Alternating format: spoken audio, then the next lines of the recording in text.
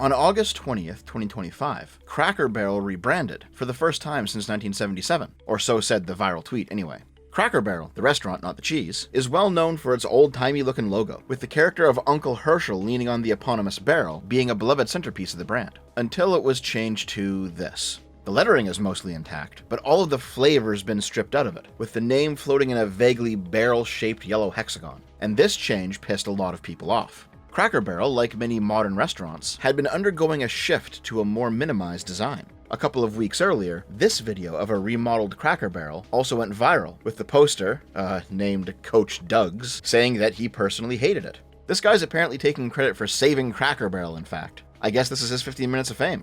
Now, the ongoing blandification of American restaurants is a well-known phenomenon. McDonald's, Pizza Hut, Taco Bell, everything lost its 80s and 90s era modernist flavor, and they've all converged onto a 2010s and 2020s era postmodernist gray slop style of architecture, where everything is angular, muted, sterile. And it's not just restaurants. For example, where cars and trucks used to come in all sorts of colors, nowadays white, black, and gray dominate the market. It's little things like this that make the everyday cultural icons we interact with in our society feel like they've lost their distinctiveness, if that makes any sense. But Cracker Barrel changing away from its rural folk vibe was a step too far for the corporate and shittification crowd, as this logo change sparked a massive online backlash, mainly by right-leaning people.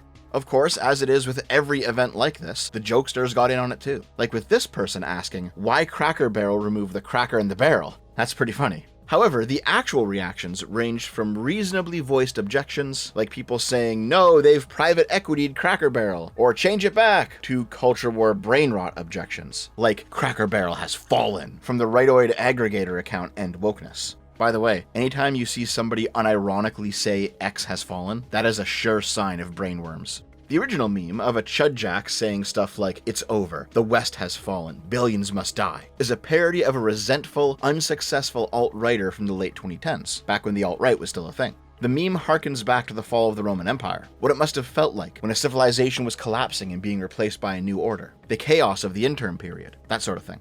As a result, saying that something is over, or it's fallen, became a way to poke fun at doomsayers online. And then the rightoids unironically began to say that every culture war cycle of the day contained something that had fallen, which to them just means that they perceive it to have gone woke. Think back to my recent Stellar Blade video. That retard Grums said that Shift Up had fallen because the company started selling public stock, and therefore had to publish ESG reports. Whenever you see the term has fallen from a right-wing account, 99% of the time it's overblown culture war bullshit.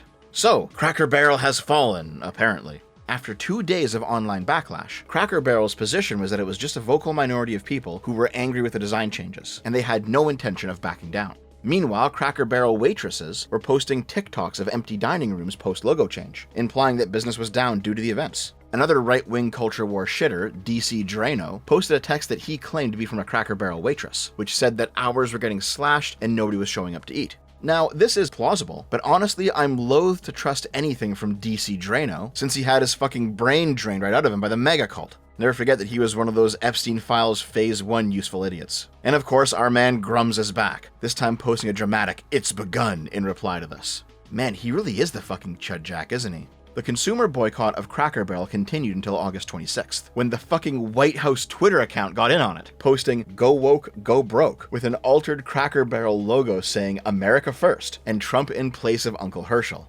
Okay, 1, the government shouldn't be getting involved in a consumer boycott. It's one thing if Trump says it from his personal account, it's another thing entirely if the White House says it. And 2, this is actually just cringe as fuck. It's like old people trying to stay cool or whatever. Cracker Barrel should go back to the old logo and make a mistake based on customer response, the ultimate poll, and manage the company better than ever before. They got $1 billion worth of free publicity if they play their cards right. Very tricky to do, but a great opportunity. Have a major news conference today, make Cracker Barrel a winner again. After the White House hopped on the dog pile, though, it was over. By that evening, Cracker Barrel had announced that the old logo would be returning, Uncle Herschel and all. Congratulations, Cracker Barrel, on changing your logo back to what it was. All of your fans very much appreciate it. Good luck into the future. Make lots of money, and most importantly, make your customers happy again. By September 15th, they had posted a video showing the new signs and decor coming down and the old signs going back up. And if this were any normal consumer boycott, especially from the before times of everyone and everything constantly being a political struggle on social media, this would be the end of the story. A company makes a move its customers don't like, the customers voice their displeasure, the company decides it likes money more than the new direction, and they reverse course. It's a tale as old as time, there's not much to it. Or sometimes, the company thinks that the new course is actually correct and then they go bankrupt. That happens a lot too. Or sometimes the company stays the new course, they cultivate a new group of customers, and the company carries on. This also happens too. No matter which of these outcomes it is, this is not really a story. But because it's 2025, everything's gotta be a culture war now. This couldn't just be a dumb marketing trend that everyone's sick and tired of. No, it's wokeness. That's what did this. The CEO of Cracker Barrel is as woke as they come. She changed the Cracker Barrel logo, and she's also responsible for the company donating to pride parades. It's all her fault. She doesn't actually care about providing top quality food and service at her restaurants. She actually wants to indoctrinate you into left-wing political ideology. You know this is fucking retarded, right? Like, yes, there are absolutely political subversives out there who worm their way into various cultural institutions. Throw a rock in a university or a newsroom, and it's not hard to hit one. But when we talk about the corporate world, it's a different story. While people like this do exist in the private sector, they're a lot rarer, specifically because they're actually motivated by another concern: making more money. Yes, this is something that I previously talked about in the Putting Woke Away video, and though that made some people angry, sorry guys, but I was right then and I'm right now. The CEO in question, Julie Masino, has a long career as an executive for large fast food companies, most recently Taco Bell. She's got 30 years of corporate ladder climbing experience under her belt for many successful brands, and by all accounts, she appears to be just a profit-motivated corpo. I've now watched a few of her workshops and talks at various conferences about managing and growing large corporations, and she talks a lot about maximizing profits and not a whole lot about DEI or ESG. Like, this is her talking about the upcoming rebrand back in 2024, and you'll notice there's nothing here about diversity and everything about making money. And we're investing around a couple of key pillars. So one, as you mentioned, is the remodels. We've got 4 right now in Tennessee.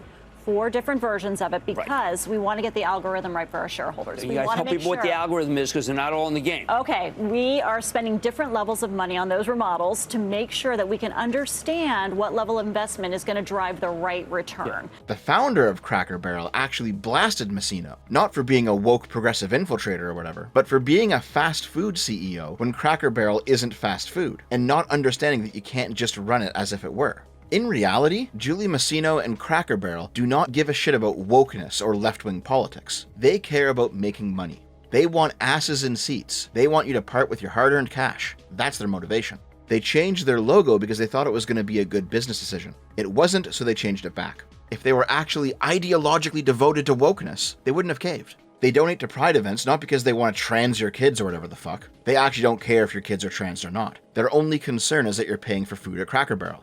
Now that LGBTQ stuff and DEI and woke and whatever else is no longer popular, is no longer making money, that shit's going away. This past June, a ton of brands did not change their logo for Pride Month because that type of virtue signaling was no longer profitable. And by the way, progressives noticed this. I know it's only the first day of Pride Month, but honestly, it is so telling and very terrifying of where we're at politically right now, that no brands have really changed their logo to include their marketing towards queer people like they usually do every single year. And it really is telling of how we are falling into fascism so quickly, and it is terrifying. Okay, calling the fact that your brand of politics is no longer popular or profitable is not falling into fascism, that's fucking stupid. But the rest of this TikTok accurately describes the situation. When Pride made money, every company changed their logo. When Pride did not make money, they didn't. Like what? Did you also think that Coca-Cola was a diehard believer in the Nazi cause too? Or did they just do this shit because they had to? And you know what? We've been lampooning this mentality for a fucking decade now in anti-woke or previously anti-SJW crowds. Back in 2015, this viral tweet was making fun of progressives who actually thought rainbow capitalism was a sincere statement of belief. Is MasterCard a queer ally? Is this TV show my friend? The answer is obviously no, but the progs kept demanding cold, impersonal corporations, both real and fictional, take these weird oaths of fealty to the current politics, and it was all just performative cringe nonsense. We knew to make fun of those who did this, because we knew it was terminally online, always political, brain rot nonsense. And yet, now the rightoids are doing the same thing. We can easily reformulate this tweet. Is Bud Light Marxist? Is Cracker Barrel pro-LGBT? Is this TV show my friend? The answer remains the same. No, it's not. And the fact that you think like this is evidence of the mind rape that social media's put you through. It was fucking ridiculous when leftoids demanded corporations take up leftist positions in areas outside of their actual interest. You know, selling the product or service that they're producing. Demanding corpos take a stand on Black Lives Matter, or denouncing Trump, or promoting a woman's right to choose, or whatever the fuck, that was all cringe and annoying. If you actually adhered to liberal values back in the late 2010s and early 2020s, you objected to this push, because neutral, uninvolved, private third parties should not be forced to have a fucking take on every single thing. McDonald's should literally just put the fries in the bag and leave what I think about the day's politics to me. But this logic works the other way too. Rightoids demanding that corporations change their behaviors in order to be more palatable to the right is just as cringe and annoying. We must break the barrel. We must create massive pressure against companies that are considering going woke. Holy fuck, dude. This is cringier than the deranged leftoids who whined about the Sydney Sweeney jeans ad. From just how serious these culture war grifters are taking this, it sounds like Cracker Barrel replaced Uncle Herschel with a black, trans, lesbian, wheelchair-bound Muslim, rather than just like a yellow blob. And for some of these people, the reversal isn't even good enough. Like, for example, Madame Savvy posted under Cracker Barrel's video restoring their restaurants to the old decor, a declaration that she will never eat at Cracker Barrel again. Like, what the fuck, dude? It's your money, do what you want with it. This is a dumb take. If they give in and do what you want them to do, and you still punish them regardless, then they have no reason to listen to you, as the outcome is the same. You don't give them money. At that point, I just act against you out of spite. Of course, there is actually a real conversation to be had about the standardization of corporate art, of all products and brands and all third spaces having the distinctiveness sucked out of them, and everything looking as round-cornered and neutral-palated and as offensiveless as possible. But this trend has been linked with the woke left by right-wing internet personalities and talking heads. And that's not fully accurate. For as dumb as the left can be, the right, generally being the more pro-capitalist faction of the two, is also the domain of corporate enshittification. Capitalism does mean expanding profits, which means breaking into new customer bases, which means providing something that those customer bases actually like. There are problems with diluting a brand too much, stretching things too thin, but that conversation isn't about the woke left, it's about financial incentives. Chasing profit isn't inherently leftist. The honest truth is, this entire story is just yet another set of jangling keys deployed to distract the American right wing from actual politically relevant events. For a week of the news cycle, August 20th to 26th, a good chunk of the right-wing attention span was consumed by the Cracker Barrel logo nonsense. Meanwhile, for example, on August 25th, Lisa Cook was fired from the Federal Reserve Board of Governors over allegations of mortgage fraud. This action is the first attempted firing of a Federal Reserve governor by the sitting president ever. We don't actually know if this is legal or not. Cook filed a lawsuit a few days later, and as of October 1st, the Supreme Court has allowed her to remain in her post throughout the upcoming trial. Now, maybe you think the Federal Reserve should not be politically independent from the president. Maybe you think the president should control it directly, and the court should side with Trump on this. Or maybe you think that Federal Reserve political independence should continue to be protected, that this precedent should be upheld. But either way, this is a real, very important issue that actually affects the future in a meaningful way. And if you're a person who gets your news from primarily right-wing aggregators, the main thing they were posting during this time was culture war bullshit about fucking Cracker Barrel.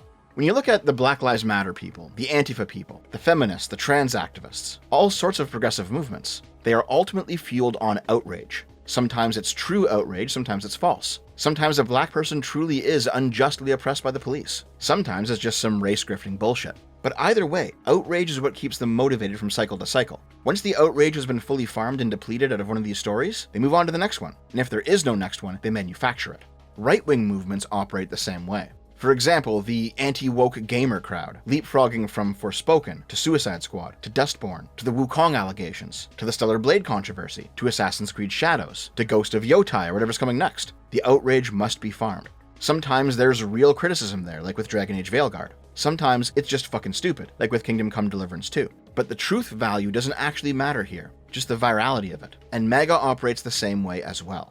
The Bud Light Dylan Mulvaney shit, the Sydney Sweeney jeans shit, going to war over Happy Holidays versus Merry Christmas. All of this culture war garbage. The rightoids need these things in order to keep the engine of their movement firing. Especially if talking about fucking Cracker Barrel for a week means that it's yet another week where they fail to notice that, for example, the Epstein files still haven't been released.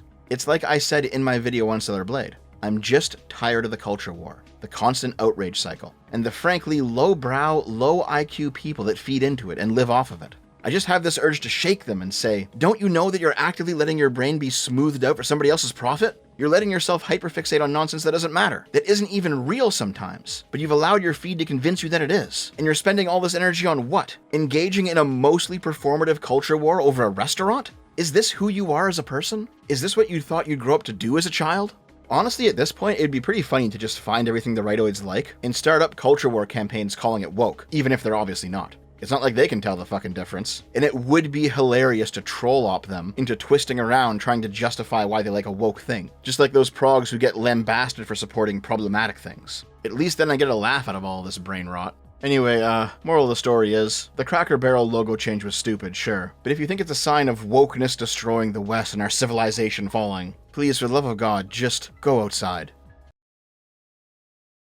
I think I might actually buy a Cracker Barrel and just make it my own. Trump Cracker Barrel, excellent, wonderful, wonderful place. Absolutely fantastic. Gold plated everywhere. Even the people that serve your food are going to be plated with gold. It's going to be absolutely wonderful. The greatest thing in the world. Oh, excuse for the construction noises. The building the ballroom right now. Lawsuits are paying out dividends right now.